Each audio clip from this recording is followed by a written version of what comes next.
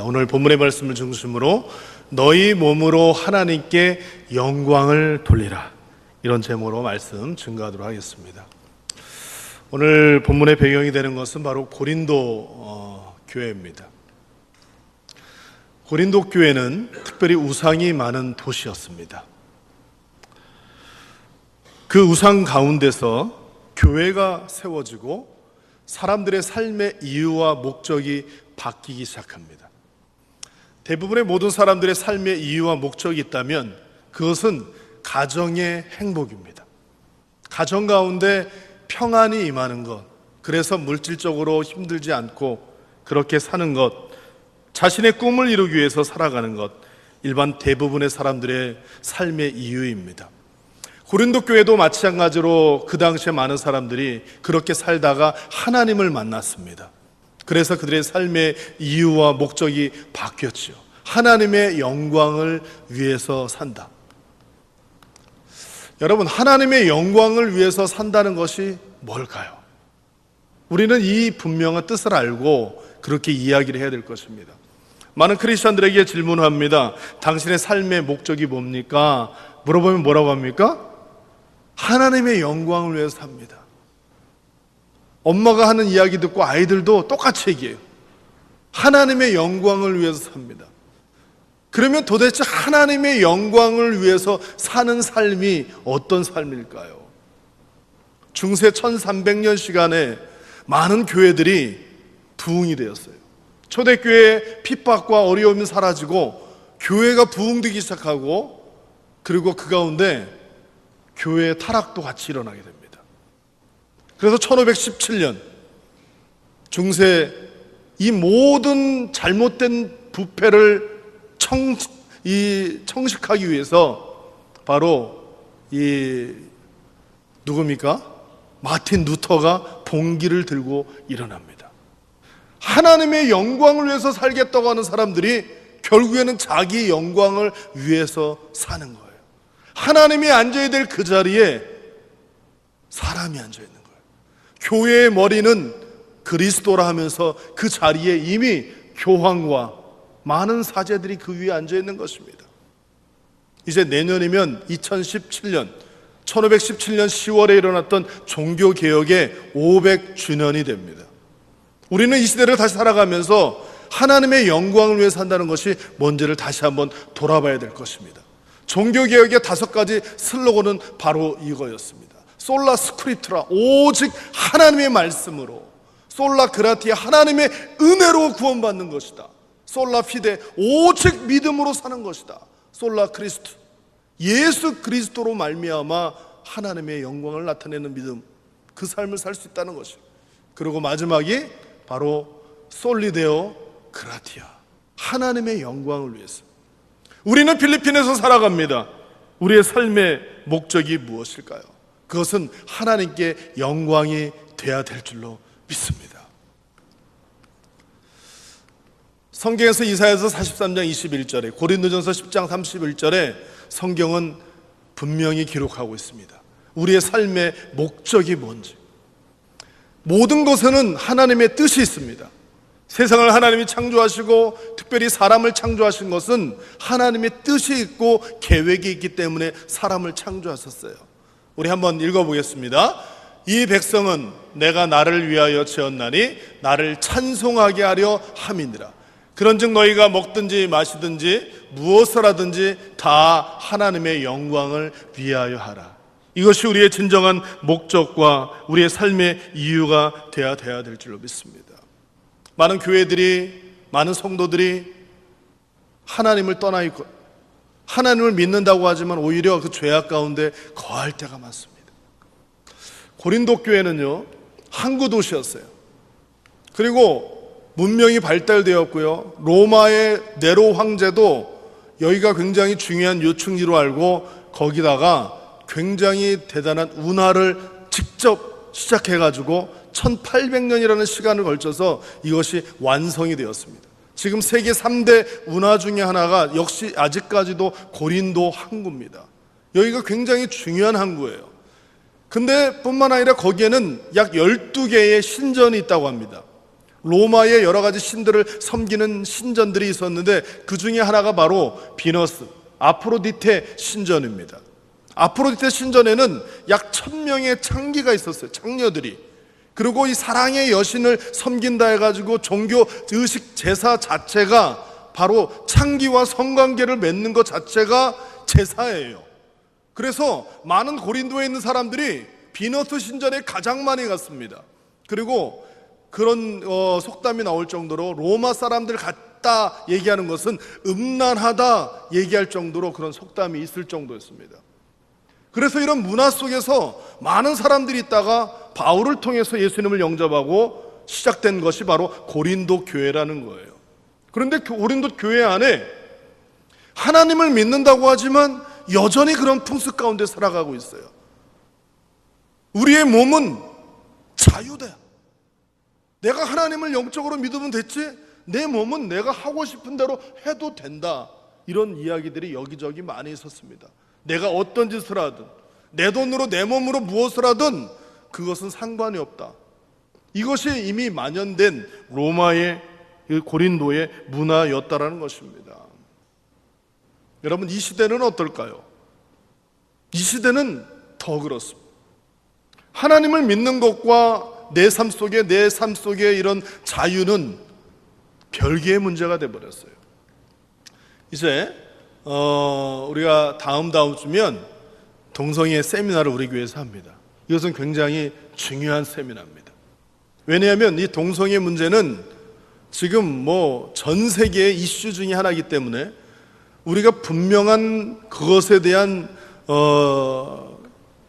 자세를 가지고 있지 않으면 항상 흔들리게 되어 있습니다. 동성애가 뭡니까? 남자가 남자를, 여자가 여자를 좋아한다는 거예요. 단순하게 좋아하는 것이 아니라 몸이 함께 섞여진다는 겁니다. 그런데 그 안에도 크리스찬들이 굉장히 많아요. 외국에는 동성애자들만 다니는 교회들이 따로 있습니다. 제가 예전에 뉴질랜드에서 사역할 때 시티 안에 한 교회가 있는데 너무 멋있게 잘 지어놨어요. 지나가면서 야, 저 교회 너무 좋다. 어떤 분하고 이야기했더니 저 교회는요 동성애자들만 가는 교회입니다. 아, 그래요? 어떻게 그럴 수가 있어요? 목사님도 동성애자입니다. 사모님도 동성애자고요. 거기 있는 사람들 다 동성애자이기 때문에 서로 잘 통합니다. 하나님을 믿는다고 하지만 자기의 가치관과 기준을 가지고 하나님을 믿는 것, 그것이 바른 믿음일까요? 지금 동성애자들을 통해서 지금 전 세계에 에이즈가 확산되고 있어요. 지금 에이즈가 다른 거를 통해 가지고 들어온다 하지만 다 조사를 해보면 99%가 바로 성접촉이라는 것입니다.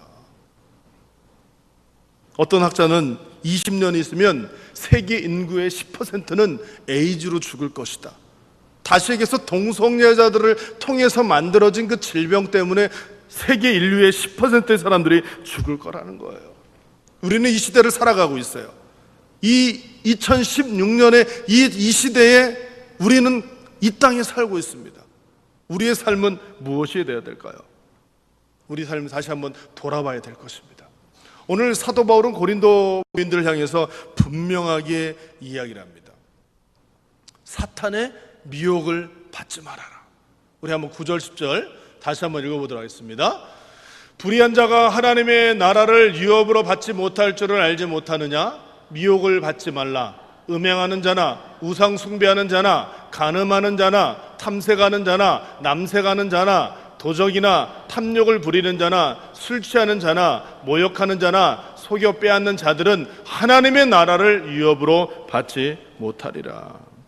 우리가 9절을 읽었는데요, 그 앞절에 보면요 8절에 이런 말씀이 있어요.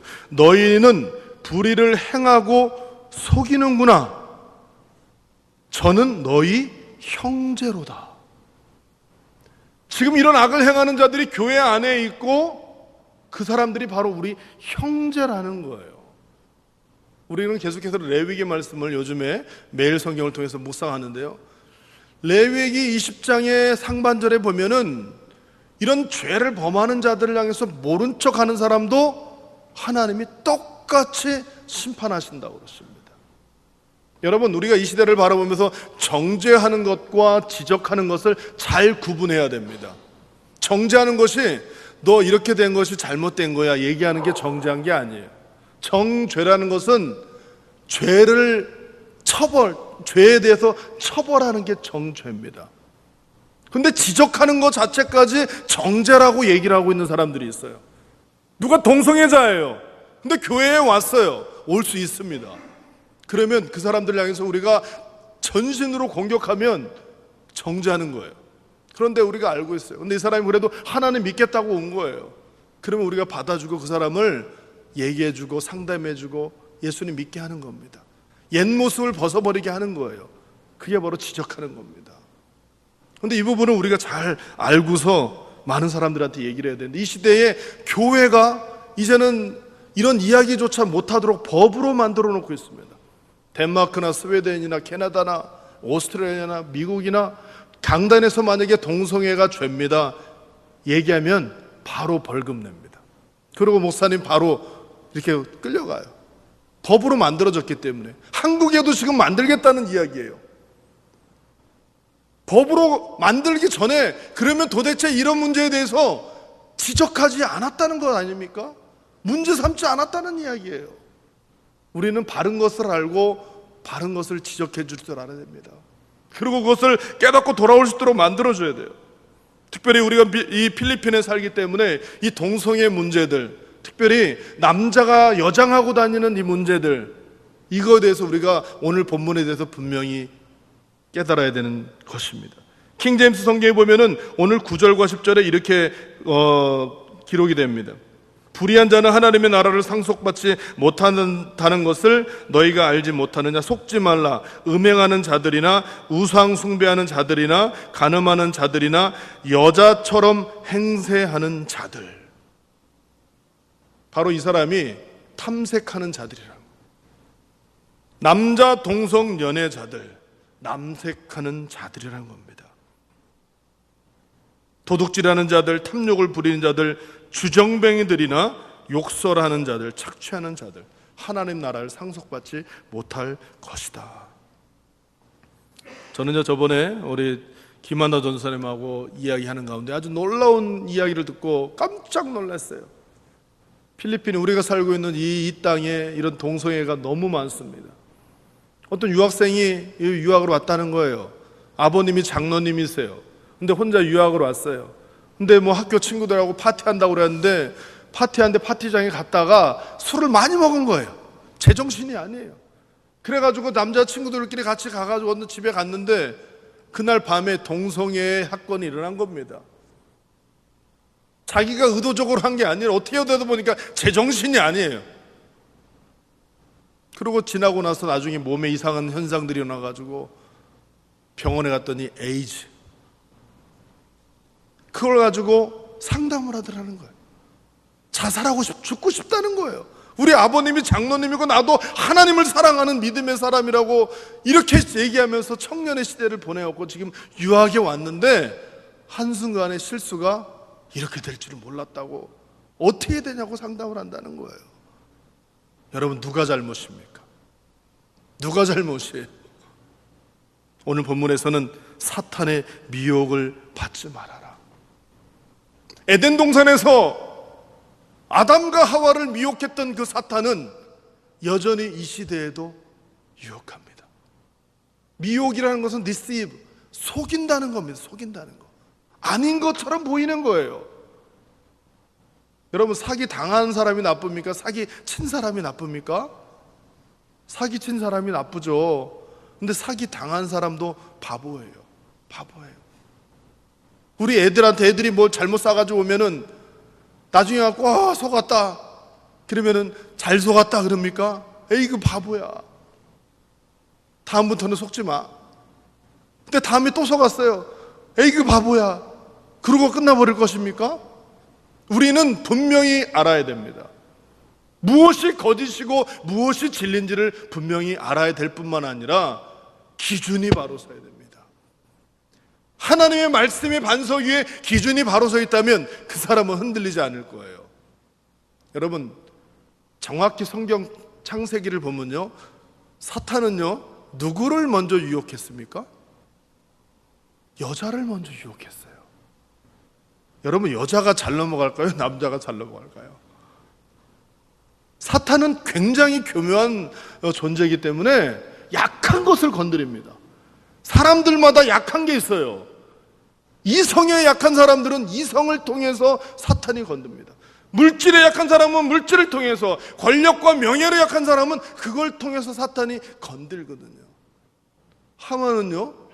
하와는 선악과를 따먹지 말라고 하나님께 직접 들은 사람이 아닙니다. 아담이 말씀을 들었죠. 아담아, 저 선악과 절대 따먹으면 안 된다.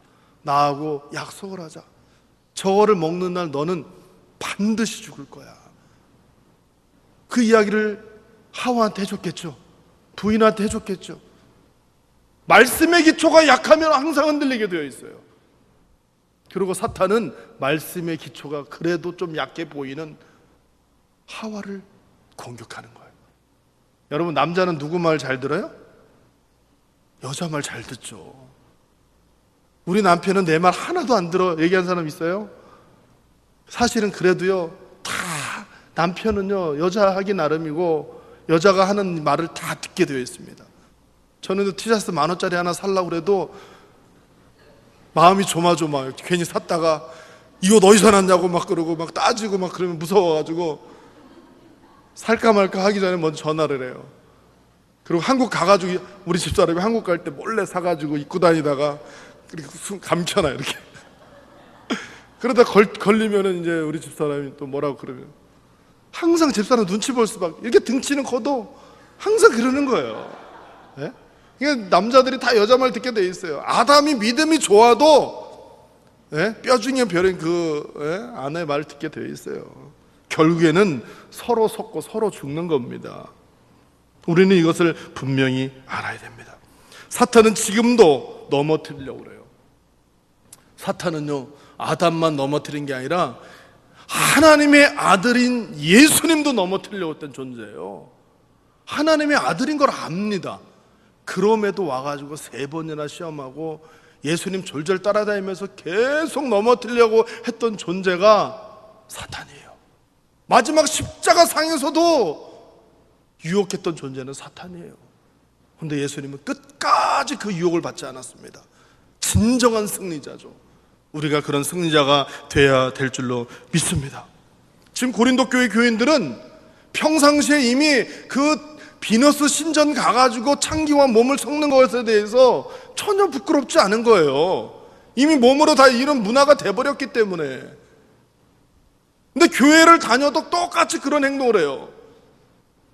그러면서도 한편으로는 내가 고만 가야지.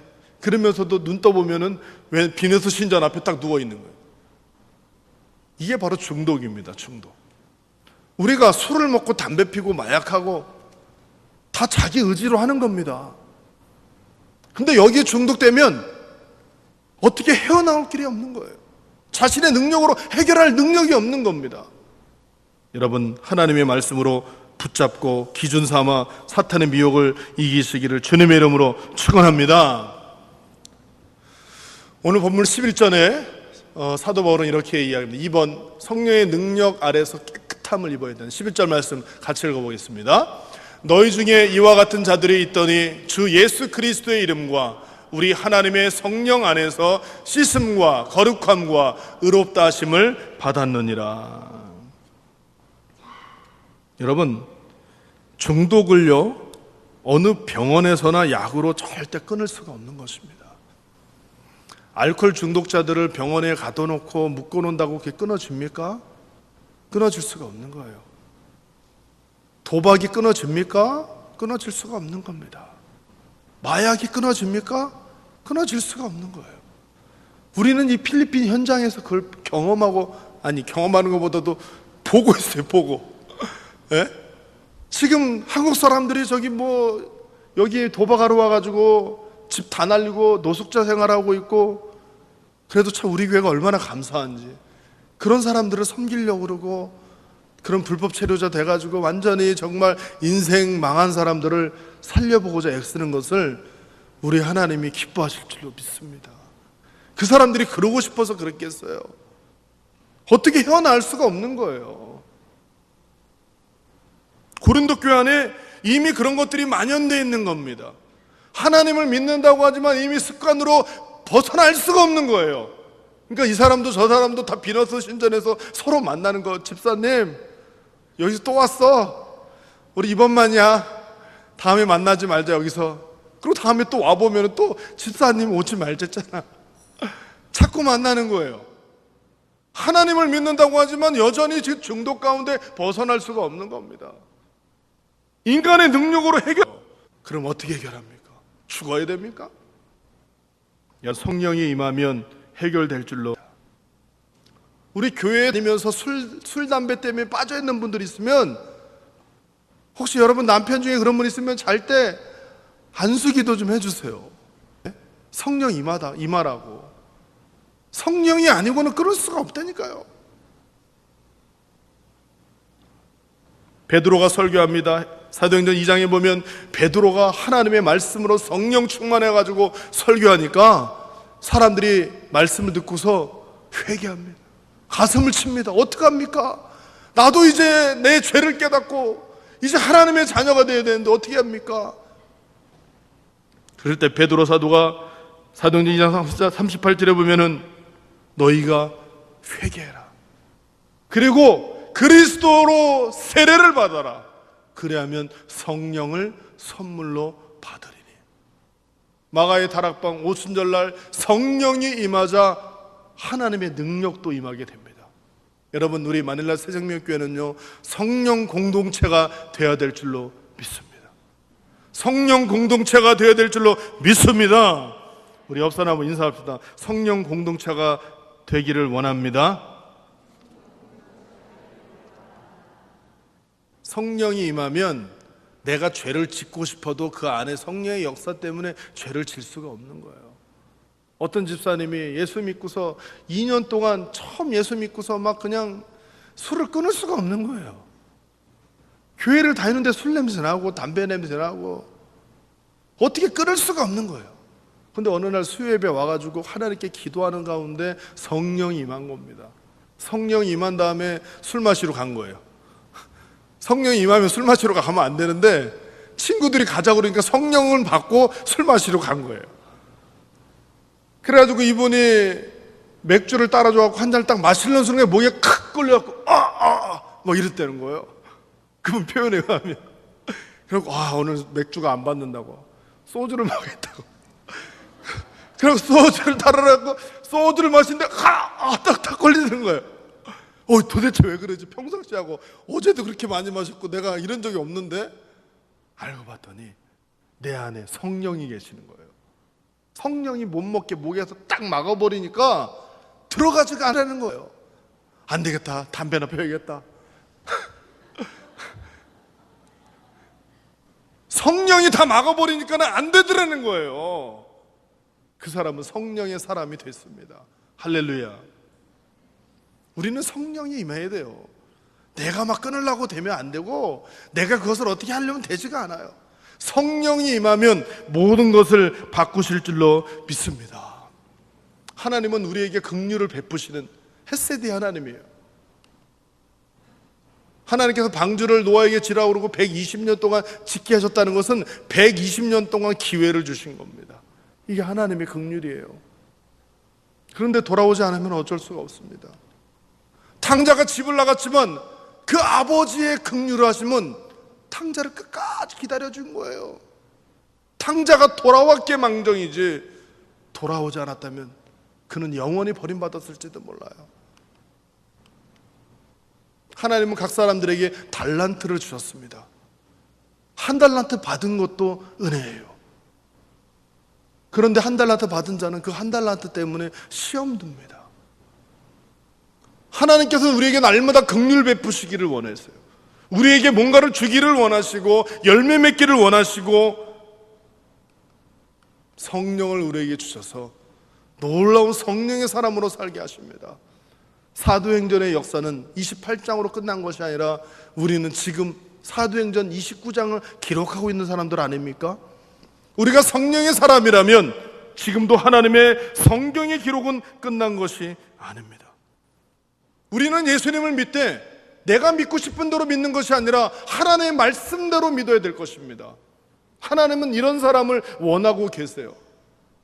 사도 바울은 고린도 전서, 고린도 후서, 사도 바울의 바울 서신 중에 이렇게 길게 한 교회를 향해서 편지를 씁니다.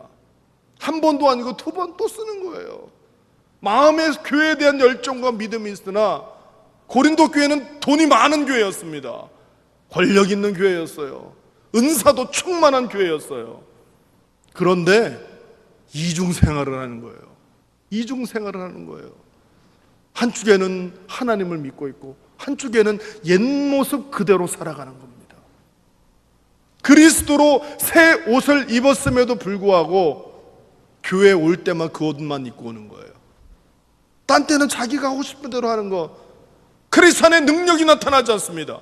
하나님의 나라는 말에 있지 않고 능력이 있다고 그러는데 말로만 그냥 계속 얘기할 뿐이지 세상에서는 빛이 되지도 못하고 소금도 되지 못하고 그저 세상 가운데 밟히는 크리스찬이라면 사도 바울은 이거는 아니라는 겁니다. 어쩌면 이 시대에 우리를 향해서 하시는 경고일지도 모른다는 거예요.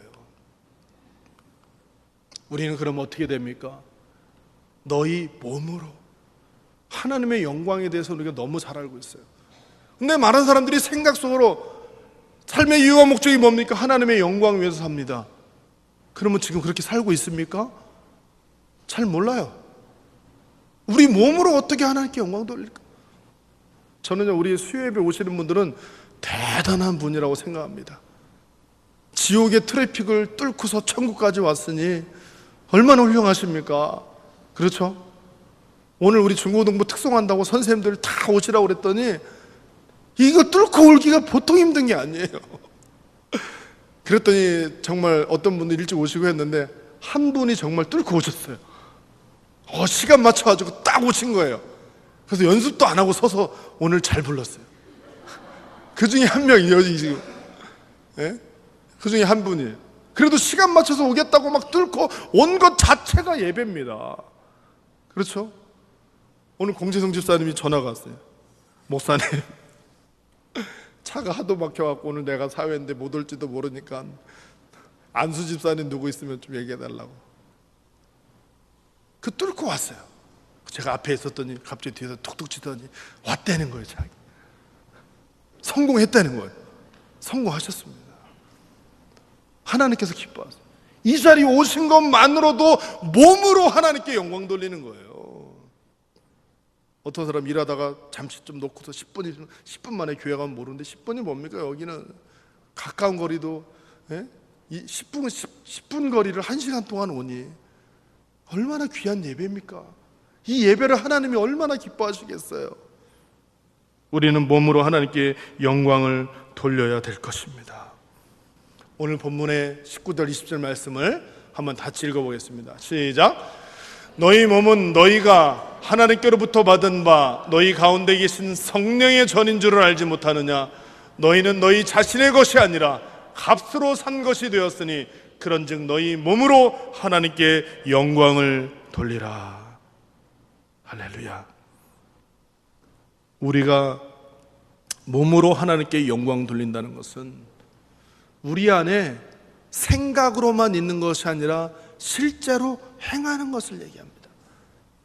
야고보서 2장 17절 말씀 우리가 너무 잘 알고 있죠. 행함이 없는 믿음은 죽은 믿음이다.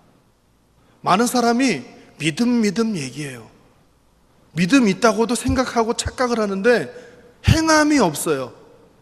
다시 말해서 죽은 믿음이라는 것입니다. 나는 하나님의 영광 위에 살아요. 그런데 몸은 그렇지를 않아요. 그러면 그거는 하나님의 영광 위에 사는 게 아닙니다. 내 몸은 피곤하고 힘들고 어렵고 하더라도 의지를 가지고 내 발을 띄는 순간에 하나님의 영광을 위해서 몸이 움직이게 되는 것이고 그렇게 사는 게 참된 믿음이라는 것입니다. 하나님은 우리에게 시간을 주셨어요. 우리에게 달란트 재능을 주셨어요. 우리에게 물질을 주셨어요. 우리에게 주시는 모든 것을 가지고 믿음을 가지고 생각할 뿐만 아니라 행할 때 그것이 바로 하나님의 영광을 위해 사는 삶이 된다라는 것입니다. 산상수훈 우리가 너무나 잘 알고 있습니다. 마태복음 5장에 예수님께서 그렇게 말씀하십니다. 13절, 너희는 세상의 소금이다. 우리의 정체성이에요. 나는 뭔가, 나는 소금이에요. 너희는 세상의 빛이라. 나는 뭔가 빛이에요. 여러분, 소금과 빛의 공통점은요, 세상에 꼭 필요하다는 것이고요, 또 하나는 자기가 희생한다는 것입니다. 꼭 필요한 존재임에도 불구하고 희생하지 않으면 아무런 능력이 나타나지 않습니다. 여러분, 이 시대에 꼭 필요한 존재는 바로 크리스찬입니다. 세상이 아무리 어둡고 썩어져 간다 할지라도 소금만 있으면 돼요. 그 빛이 있으면 됩니다. 그 빛이 바로 우리고, 빛이 바로, 그 소금이 바로 우리이기 때문에 그래요. 그런데 내가 헌신하지 아니하고 내가 죽어지지 않는다면 그거는 아무 쓸모가 없습니다. 우리 교회가 하나님 앞에 헌신하는 교회가 되길 바랍니다. 여기 한 분 한 분 얼마나 귀한지 몰라요. 네? 정말 어려움 속에서도 믿음으로 살려고 애쓰는 것 자체가 헌신이고요. 우리 교회가 지난 18년 동안 하나님의 은혜 가운데 이 자리에 서서 하나님께 예배드리고 이 자리에 우뚝 서 있는 것은 희생하는 하나의 미랄이 있기 때문에 그래요. 그런 미랄이 많은 교회가 살아있는 공동체, 하나님께 몸으로 영광 돌리는 공동체이지 않을까요? 하나님께 영광 돌리는 것은 16절의 말씀입니다. 우리 같이 읽어볼까요? 16절 시작. 이같이 너희 빛이 사람 앞에 비치게 하여 그들로 너희 착한 행실을 보고 하늘에 계신 너희 아버지께 영광을 돌리게 하라. 아멘. 빛이 빛될 때 하나님께서 기뻐하십니다. 소금이 소금될 때 하나님이 기뻐하십니다. 하나님뿐만 아니라 주변 사람들도 기뻐합니다. 내게 주신 시간과 물질과 재능들을 땅에다 묻겠습니까? 아니면 열심히 희생하면서 세상에 쏟아붓겠습니까? 우리는 하나님의 나라를 세우는 자들입니다. 우리의 가정에서, 일터에서, 학교에서 우리는 빛이 되고 소금이 되어야 됩니다. 그러려면 손가락질도 받을 때도 있고 외로울 때도 있고 힘들 때도 많아요. 어떤 사람이 그래요. 크리스찬들은 손해보며 살아야 됩니까? 손해보며 사는 게 아니라 희생하며 사는 것입니다. 크리스찬들은 꼭 맨날 용서해 줘야 됩니까? 하나님이 우리를 용서했듯 우리도 용서하며 사는 게 그게 크리스찬이에요. 우리는 맨날 저 사람 도와줘야 됩니까? 도와주는 게 우리의 정체성입니다. 안 도와주는 게 이상한 거예요. 저희 딸이 수학을 잘해요. 예지야, 하나님께서 너에게 특별히 수학 잘하는 은사를 주신 것 같아. 열심히 공부해서 애들 다 가르쳐줘라. 그랬더니 열심히 공부해가지고요 애들을 가르쳐줘요. 그래서 페이스북으로 다 가르쳐주는 거예요. 근데 얘네들이, 필리핀 애들이 머리를 써가지고 자기들은 공부 안 하고 다 물어보니까 가르쳐주느라고 예지가 자기 공부할 시간이 없다는 거야. 아빠 이제는 안 가르쳐줄래요. 그러면 너는 소금이 아니야. 이사명 때문에 너는 지금 학교 다니는 거야. 그랬더니 그래도 착하게 예지가 그러면 다시 공부할게요. 어쩌면 우리가 이 땅에 살아가면서 우리가 이 땅 가운데 이 빛을 바라고 소금을 바라면서 이 삶을 살 적에 외롭고 힘들어서 하나님 저 이거 고만하면 안 돼요. 그럴 때 하나님께서 나는 너를 위해서 십자가를 지고 다시 간다. 여러분 그 비유 아시죠? 초대교회 때 막 엄청난 기독교 핍박이 있어가지고 베드로가 이제는 여러 가지 몇 번 투옥이 됐는데 이번에 투옥되면 너무 위험하고 교회가 위험해가지고 사람들이 선생님 지금 피해야 됩니다. 오늘 밤에 예루살렘을 떠나지 않으면 지금 선생님은 잡힐 것이고 그 다음에 교회는 다 힘들어질 것입니다. 피해야 됩니다. 그랬더니 베드로가 야밤도주를 합니다. 자리를 피해가고 도망가요. 그러다가 어느 한 주막에 들려가지고 잠을 잤는데 거기 꿈에 예수님이 나타나신 거예요. 예수님이 그 무거운 십자가를 메고 터벅터벅 어딘가를 걸어가시는 거예요. 그래갖고 예수님 어디로 가십니까? 주여 어디로 가십니까? 그럴 때 예수님이 네가 버리고 간 교회를 향해 간다. 네가 버리고 간 예루살렘을 향해서 나는 다시 십자가를 지러 간다. 베드로는 벌떡 일어나가지고 다시 예루살렘을 향해서 교회를 향해 뛰어갔다는 거예요. 그리고 복음을 전했어요. 그리고 나중에 군병들한테 잡혔습니다. 너가 예수님 모른다고 그러면 너를 살려주겠다. 그때 베드로는 아니다. 나를 십자가에 달아라. 베드로를 십자가에 못을 박으러 갈 적에 그랬다 그러죠. 우리 예수님이 십자가를 바로 지셨는데 어찌 그 제자가 바로 질 수 있는가? 나를 십자가에 거꾸로 매달아라. 그래서 거꾸로 매달아서 순교의 잔을 마셨다고 합니다. 이 시대에 우리가 소금이 되지 못하고 빛이 되지 못한다면 어쩌면 예수님이 다시 오실지도 몰라요. 예수님이 그 길을 가셨기 때문에 우리 역시 그 길을 가는 것입니다. 그래서 나는 크리스찬이에요. 예수님을 닮은 그리스도인이라는 것입니다. 우리는 몸으로 하나님께 영광을 돌려야 될 것입니다. 그것이 바로 영광의 길을 보시고 하나님이 원하시는 것이고 내 안에 예수 그리스도가 사는 것입니다. 날마다 하나님의 뜻을 이루시며 믿음으로 승리하시는 모든 분들이 되시기를 주님의 이름으로 축원합니다. 너희 몸으로 하나님께 영광을 돌리라. 이 땅 가운데 크리스찬으로 산다는 것 자체가 기쁨이고 축복이며 하나님의 은혜입니다. 날마다 우리를 미혹해 하는 사단의 유혹에서 이겨나게 도와주시되 말씀의 기준을 가지고 세상을 보게 하여 주옵소서. 내가 바꿀 수 없는 내 모습의 약한 모습들 성령님 임하여 주셔서 우리의 모든 것들을 아름답게 바꿔주시기를 원합니다. 우리 마닐라 새생명교회 성령 공동체 되게 하여 주옵소서. 우리의 몸으로 하나님께 영광 돌리는 귀한 삶 살게 하여 주시옵소서. 감사드리며 예수님 이름으로 기도하옵나이다. 아멘.